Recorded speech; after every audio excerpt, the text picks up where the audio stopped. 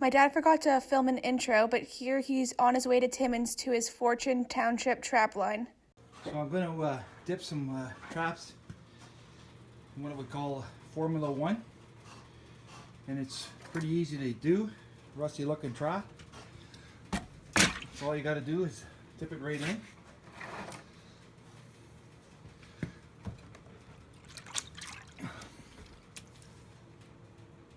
Takes about 2 seconds. You can do this at any time of year. It's not as durable as doing speed dip, but it's so much easier to apply. It only takes seconds. So what I'm doing here is just using a hook. When I do this, I always put it on the lid first, and then I follow it up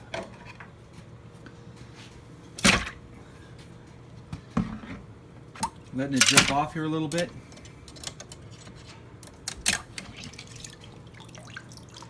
So you can instantly take a rusty trap and turn it into a coated trap. It just takes seconds for each trap. There's no real excuse to have rusty traps all the time.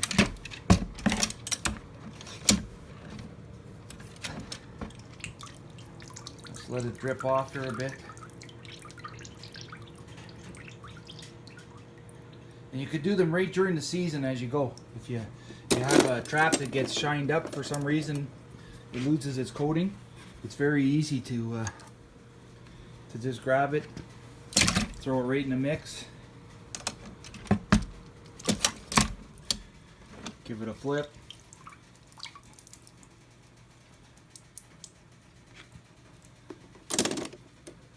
And that's it. I let it sit like that for 10 minutes or so to get the most heaviest of the coat off, and then it's ready to go.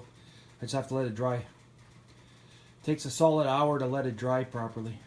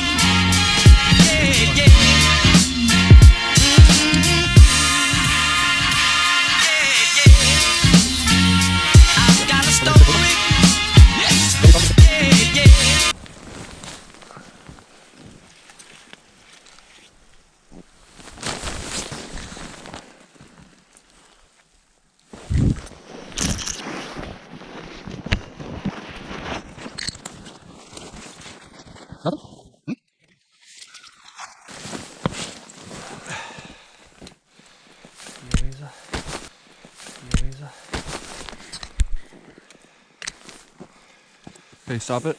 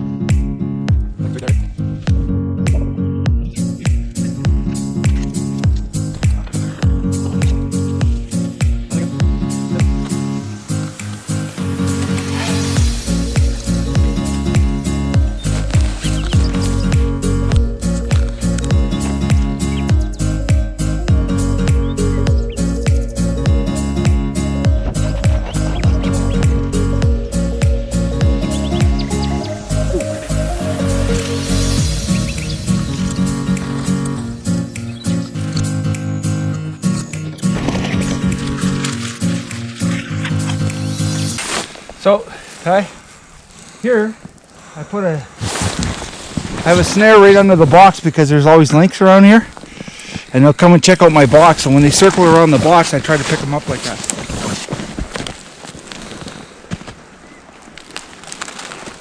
It's an incidental catch. It's an incidental catch when I'm trapping marten here. I have quite a few links, so I just put out blind snares like that and you pick them off.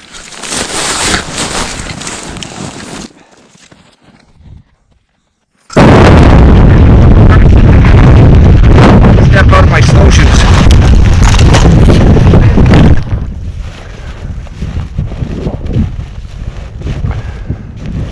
Quick and easy, ladies and gentlemen. 2 seconds.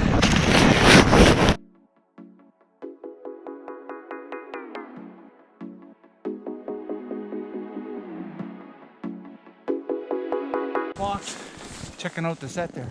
See how he's walking around there? He's building up his confidence.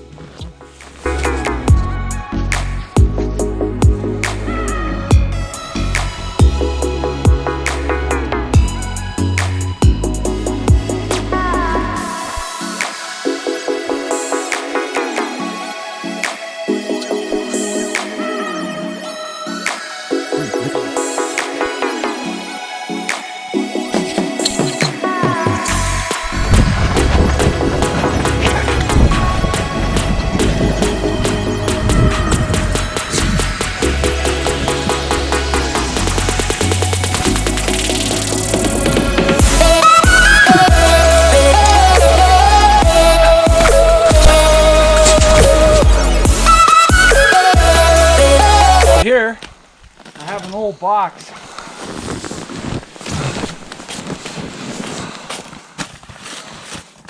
So you can see it's all split net.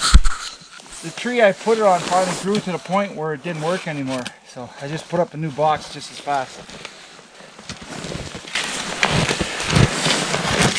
Ideally, you want to have like a 4.5 inch, 5 inch tree, and the boxes are 6 inches wide. So eventually, there's a bit of space, but eventually the tree will grow big enough that it'll stop it. Now you can see the snare here. These are for lynx, because they'll come and investigate my sets, coming over to the call lure and checking it out. So that's why I put snares like this, and it's just a basic 1x16 cable with a cam lock, and the wire's 1x19, and it's put on a piece of galvanized hay wire. That's for the support. Now what the support allows me to do is quickly raise it or lower it, depending on whatever the conditions are. So you can make very fast adjustments. I call it guerrilla snaring because I can go in really quick. I pre-cut the wire, I walk in with the snare, boom, boom, boom, set it up and in and out. And I can set a box and set snares in 5 minutes and be back in my truck.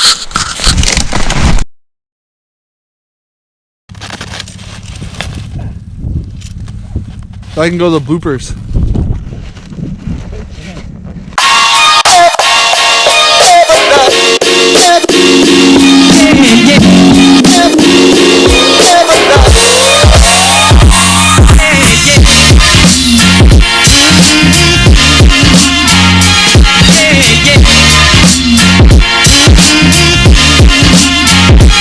Once again.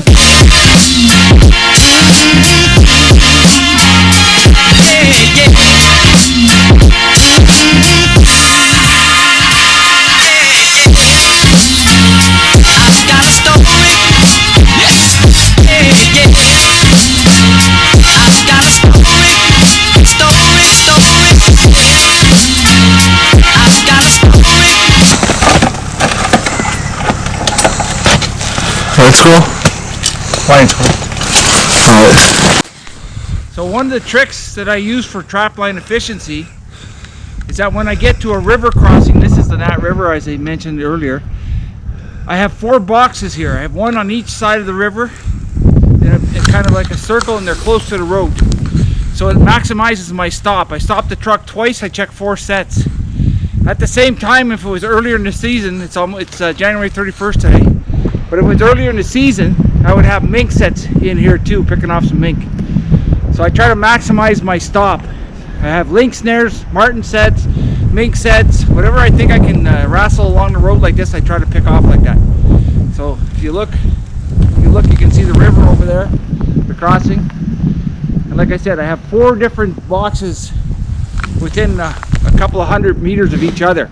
And I do that for efficiency because animals will run along the edge of the river because there's always nice timber. So it's kind of a nice spot to pick off animals.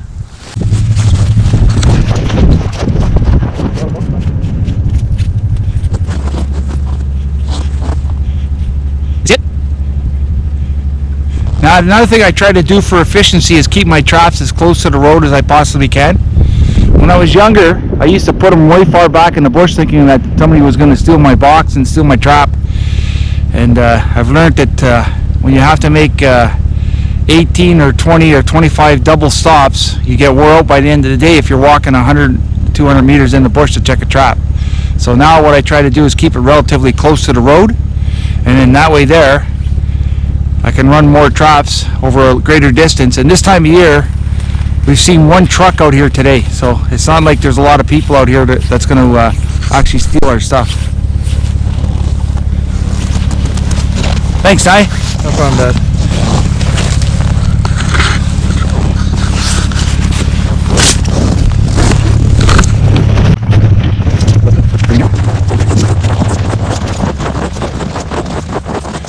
Well, yeah, straight over there. That weasel.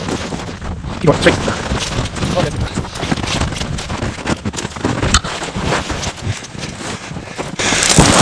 Most of my weasels, when I catch them, were caught pulling the bait out of the trap.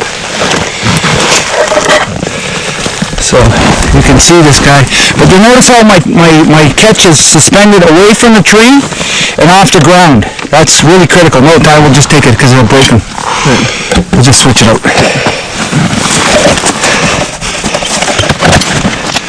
That's one of my older methods that I used to use for changing out traps. Is I would just have it on a piece of wire, but I have a swivel, double box swivel on it. Close them a little, squeeze them together a little bit tight. Inside one of the trees.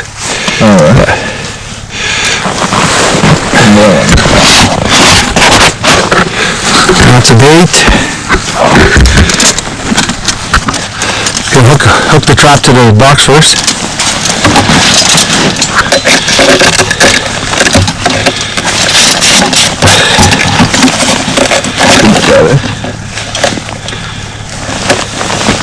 Oh, he broke it. Okay, how do we want it?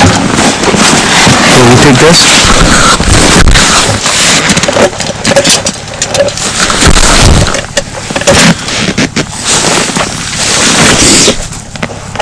So our run today wasn't really productive. All we got was 2 weasels. So not the best, but that's trapping. Some days it goes really good, some days it doesn't. Thanks for your help today, Tyler. And that's it. Talk to you later.